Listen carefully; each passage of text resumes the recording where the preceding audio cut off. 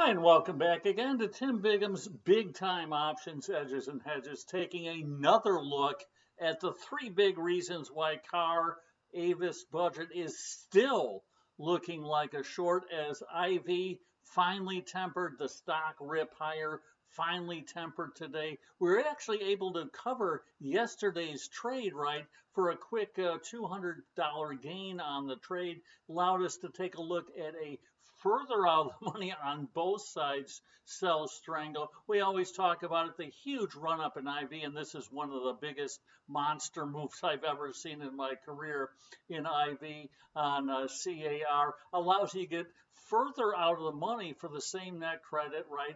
Get the bigger net credit for being about the same out of the money, kind of like yesterday's trade, or the best of both worlds, if you will. Put yourself further out of money and get a little bit bigger net credit. We'll take a look at that trade today that we're going to be putting on tomorrow. So let's jump in and take a look. First of all, here's that IV as we've talked about. Here was the beginning of it after we saw all that unusual option volume. Certainly can take a look at the previous video. Goes through this more in depth. But you can see IV just kept moving higher here, right? You can see the 360-day IV has just exploded, right? Here is IV on a longer term basis as well. Fast forward to yesterday we saw that IV ripping even higher, right? As it just continues to just trudge higher, more and more unusual option activity. IV just continuing to head higher. Here you can see this is the move, right, that gave us the impetus for the trade we put on yesterday where IV just exploded, right? It had been moving certainly dramatically higher. This is kind of the maybe capitulation high in IV. Here you can see that move past those previous two highs by a huge margin, right? This is on the 60-day IV. Here's the 360-day, the long-term IV. Same thing here. It exceeded those highs in a major, major way. So we love to sell into this spike by selling option premium, looking for it to revert back. Today, finally, we saw the IV start to stall out. It really didn't pull back dramatically, but it did at least stop going up in a huge way.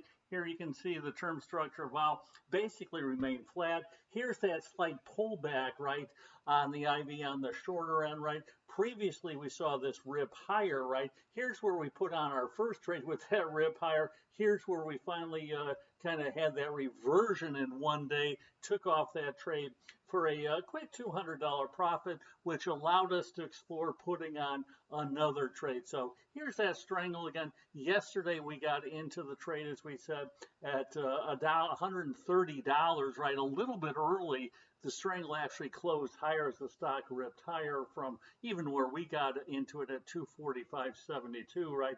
Today, with the stock basically about where we got in initially, the trade was up 200 bucks, so we elected to close it up. Even though we are net short deltas and the stock went up, right? You'd expect that to be detrimental, but the drop in IV, right, from about 81.80 or so to somewhere around the 80 and a half range on average, right, allowed us to take the trade off, right, for $128, realizing a quick $200 gain. We're happy to do that, making basically, if you will, money for nothing with the stock kind of going nowhere. We always like to, use that combination, right, of fundamental, technical, and IV analysis. We just took a look at the IV, which is certainly a sale IV at the highest level basically ever in CAR, as the short squeeze looks to maybe finally be running out of steam here. We all know how that ends.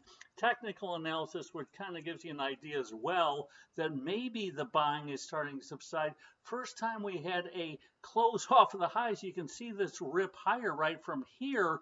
Every day the stock basically closed within shouting distance, basically right on the highs of the day. Here we had a pullback off the high of the day, so again might show that the stock is finally starting to slow down. IV, as we said, starting to temper, at least not rip higher here. So certainly the stock deserving a pullback, right? And today's price action hints at maybe the huge up move may be finally coming to an end, which is really all we need for the trade. So we took a look at a new trade here, right, which was going back to April 6th, right, which was the first kind of jump up in IV, right? The 140-280 call spread out January of 2028, right? Closed just under 90 bucks, right? The IV at the time, right around 70 on the calls, just over 70 on the puts. Fast forward to today, we'll take a look in a second, but back then, on April 6th, the stock was at 212.60, right? So 212.60. The 280 call had basically 67.4, right? Until that got in trouble. That's simply taken 280 less the stock price.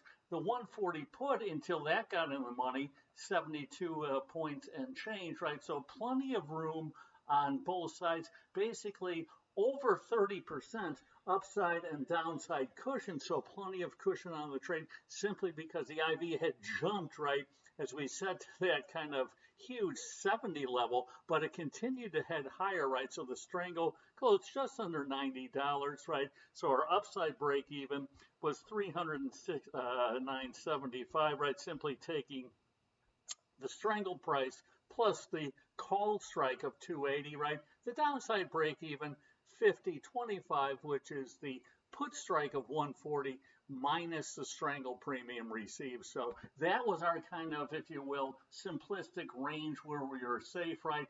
Roughly a little bit over 30% upside and downside cushion. This is just going back to Monday.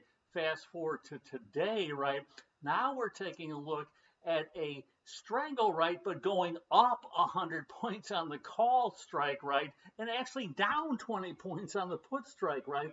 The stock did move roughly 50 points higher, right. 261.35 is where it closed today. 212.60 from 2 days ago. So the stock moved up 50 points, but we moved the short call strike 100 points further away, so got more cushion to the upside, right? We moved the put strike price down 20 points, and with the stock up 50, got 70 points more cushion on the trade. You'd expect it in 2 days with nothing really changing, certainly no time decay really to consider on that, but implied volatility, as we said, had absolutely ripped to the moon, but finally slowed down today, right? So that allowed us to take a look at the new trade, right? Selling the 380 call, the 120 put, and able to get a bigger credit. So we're able to get a much bigger cushion than 2 days ago, right? Get a bigger credit, right? Simply because IV headed higher. So the stock closed at 261.35. That 380 call was 118 points and change out of the money, right? Or over a 45% upside cushion, right? The 120 put was over 141 points out of the money, or well over a 50% downside cushion. So previously, right, we had a very nice cushion of just over 30% on both. Here we're just under 50 and over 50 on both, so a much bigger cushion of roughly, 15 to 20% on each, right? Yet we got $9.20 more, right, on that strangle. Why? Because IV ripped over 9.5 vol points higher. So that puts our upside break even now on the new trade, right? Selling the 380 120 strangle, right? For just under $100. The upside break even 478.95, just under $500, right? Previously it was under $400, so we have much more upside, if you will, until we get into trouble, right? The downside break even down around $20. Before it was around $50, so a much bigger downside break even, yet we were able to get almost 9.5 points more net premium because of that huge jump in implied volatility. So we'll keep you updated on this one. This is a way you can identify using implied volatility, right, to structure trades. Here you're able to get much further out of the money and get a bigger net credit simply because of that huge run up in implied volatility, right, that is finally starting to soften, and that huge run up in the stock price that is finally starting to soften. So we don't mind taking a position when we finally see things starting to slow down here. We certainly don't want to jump in front of the train while it's moving quickly, right? So, as we always like to say, things I think have gotten a little bit out of hand. You never want to go full retard, as we call it here. That's what's happening both on the price action on the short squeeze and the implied volatility for sure. Both of these at extremely lofty levels, so we're able to short vol and short the stock in a very measured, reasonable fashion, and just looking for either IV and or the stock price to revert back a little bit, kind of like it did today, right? IV came down just a little bit, stock dropped a little bit intraday. We were able to take that trade off for a quick $200 profit, right? Selling it at 130, buying it back at 128. And again, anytime you get this kind of hyperbolic price action, full retard price action, it's usually a good idea to jump in. But as we always say, trading is all about probability, not certainty. So make sure you position size accordingly. Make sure you have your stops in place where you want to get out, right? This one, because of that huge cushion to the upside and downside, you can certainly have the stock waffle around here, and implied volatility is probably going to mean revert very quickly. That will be a huge benefit to this trade. So we'll keep you posted on how this trade does. The one we put on 2 days ago, we took off for a quick gain today. So until next time, as always, here's to good trading. Take care.